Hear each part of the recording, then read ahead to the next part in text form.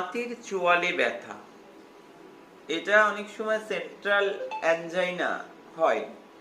অনেক সময় অনেকের হার্ট অ্যাটাকে বাঁ দিকের হাতে বা শোল্ডারে তো ব্যথা হয়, অনেক ক্ষেত্রে ডান দিকেও হয়। আবার অনেক সময় তলপেটের উপরের অংশও কিন্তু ব্যথা হয়।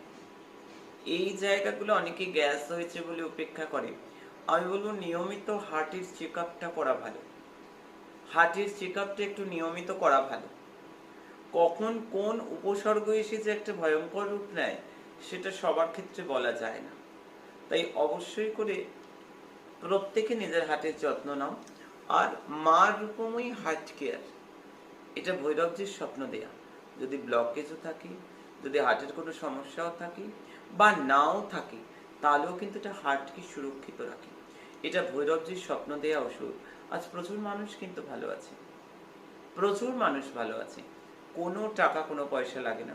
বাজার থেকে দু চারটে জিনিস এনে দিলে আমি বানিয়ে দিই, সেগুলো আমি বলে দিই কি কি লাগবে।